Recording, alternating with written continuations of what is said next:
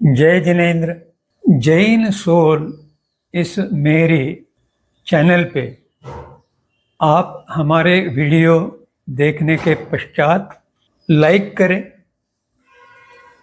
Subscribe करें और notification bell icon दबाएं, जिससे आपको हमारे वीडियो की सूचना सबसे पहले प्राप्त होगी।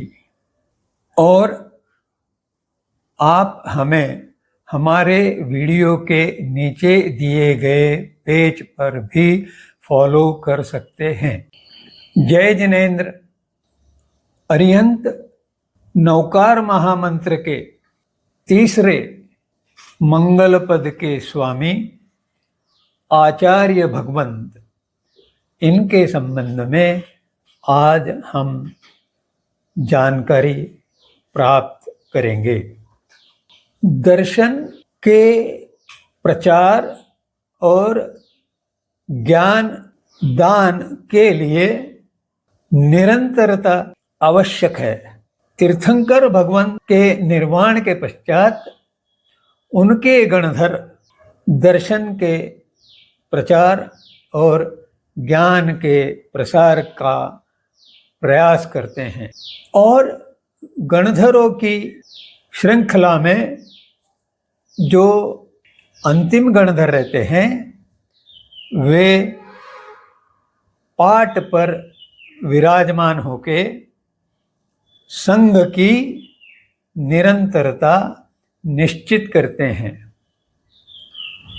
और पाट पे बैठे हुए जो गणधर होते हैं वे आचार्य कहलाते हैं, और उनसे फिर आचार्यों की परंपरा प्रारंभ होती है, जिससे किसी भी एक तीर्थंकर का शासन काल आगे बढ़ता रहता है।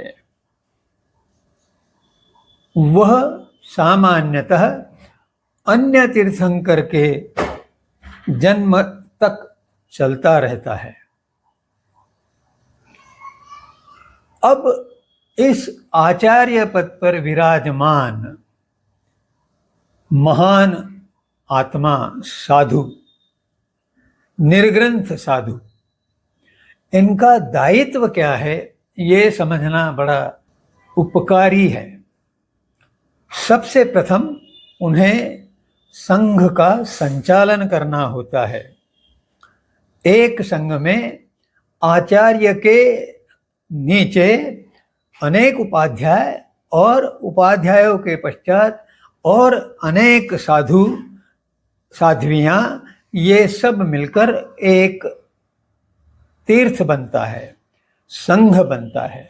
इस संघ का अलग अलग स्थानों पर जो समूह रहता है, जो उपाध्याय या साधु और साध्वियाँ एक गुट में रहते हैं और वर्षा काल में चातुर्मास का आयोजन करते हैं।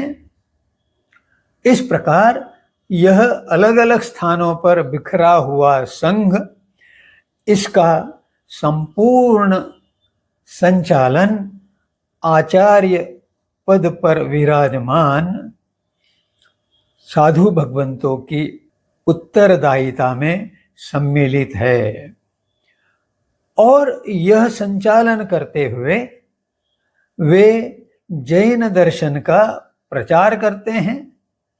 जैन दर्शन के सिद्धांत समझ में आए इसलिए प्रवचन और व्याख्यान करते हैं।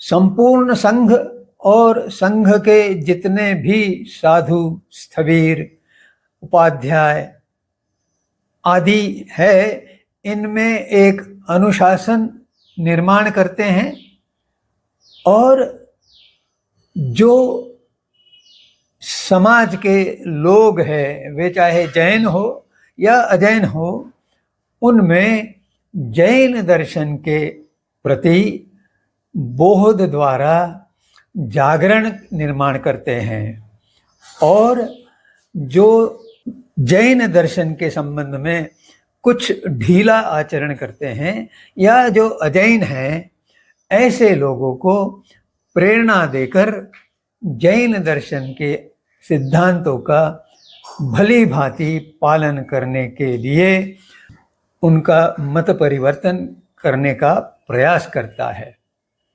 और इस कार्य के परिणाम स्वरूप जो व्यक्ति भक्ति भाव से आराधना करता है, जैन सिद्धांतों का पालन करता है, उसका आत्मोत्थान निश्चित होता है।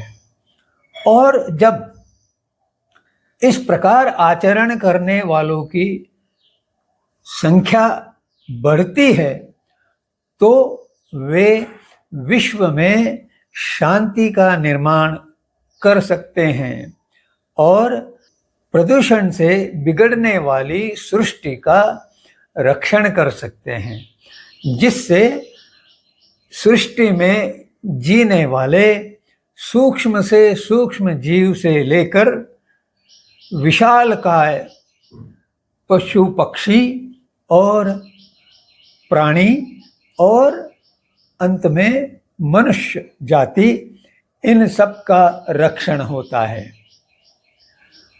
आचार्य का अर्थ क्या है? आचार्य यह शब्द आ उपपद या उपसर्ग और चर इस धातु के संयोग से बना है।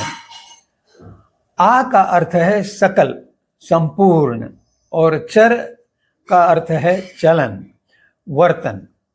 आचार्य का अर्थ है कि अपना आचरण और व्यवहार विशुद्ध रखकर जो उदाहरण प्रस्तुत करते हुए समाज के लोगों को उस प्रकार के आचरण करने का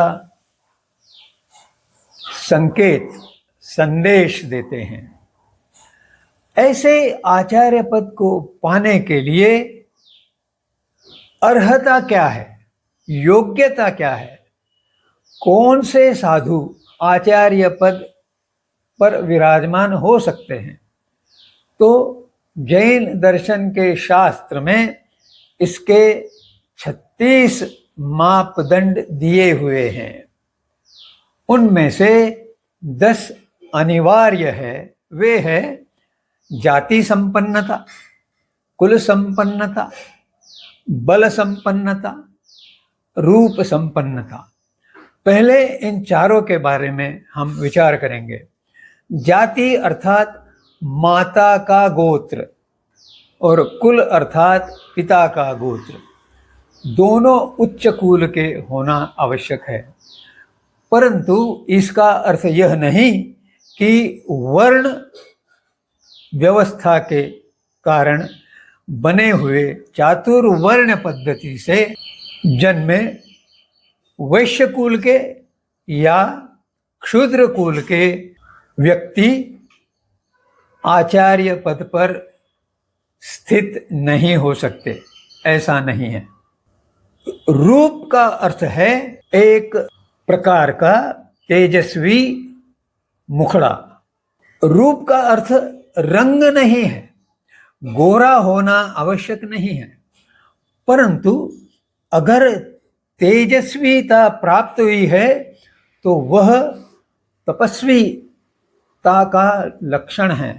और इसलिए जो रूप है उसे तपस्वी द्वारा प्राप्त तेज का ही अर्थ लेना उपयुक्त है। बल यहाँ शारीरिक बल से नहीं परंतु आत्मिक बल से संबंध है।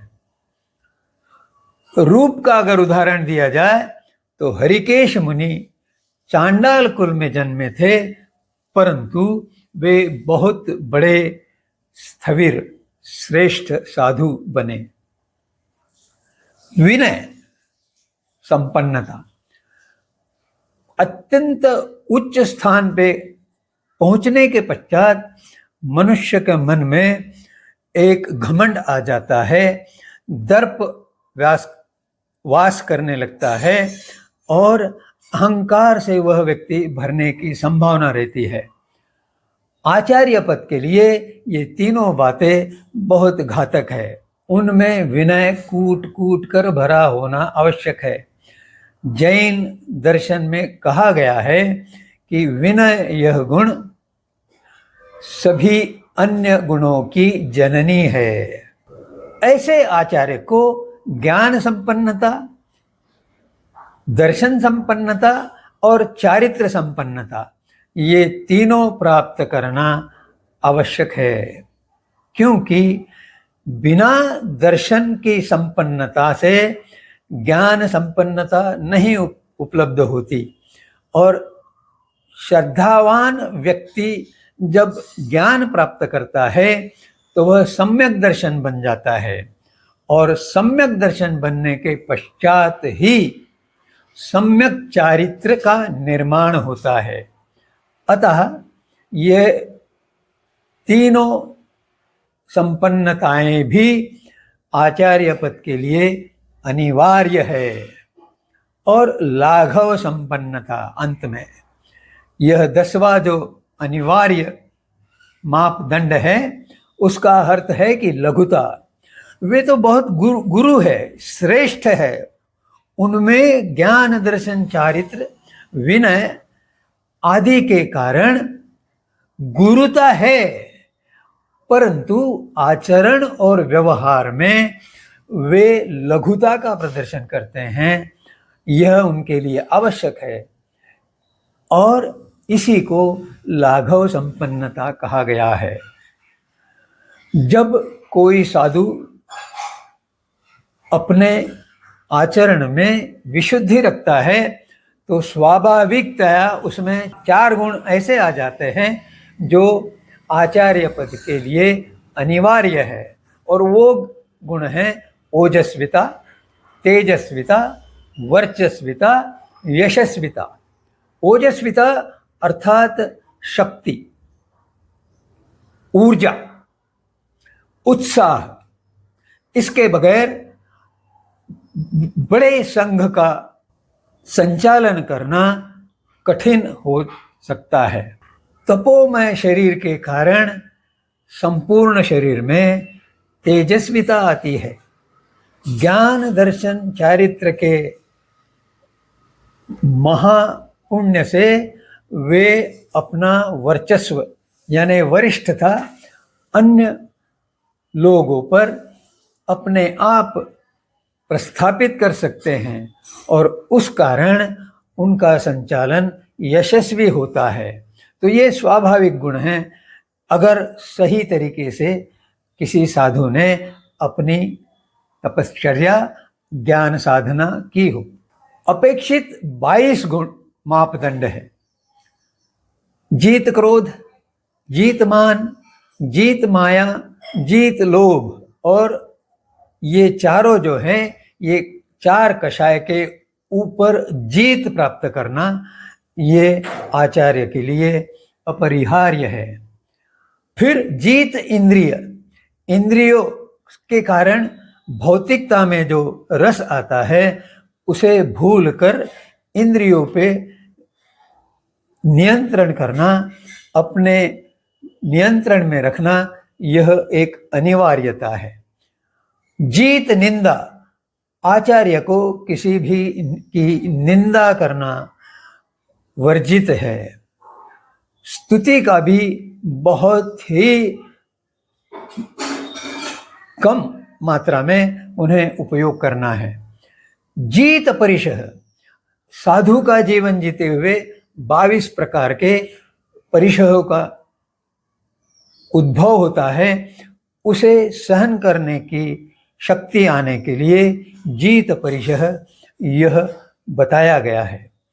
मरण भय से जीत अर्थात मृत्यु का हंस के स्वागत करना, यह उनका एक और अपेक्षित गुण है। जीविताशा, जीत जीविताशा, मुझे अभी अच्छा समय है इसलिए मुझे ज़्यादा जीना है, यह भावना, या मैं अब परेशान हो गया हूँ, पीड़ित हूँ, इसलिए मुझे जल्दी मृत्यु मिल जाए, इस तरह की आकांक्षा से आचार्यों को मुक्त रहना चाहिए। और भी अपेक्षित मापदंड है, परंतु उनमें से ये महत्व के जो है ये बता दिए।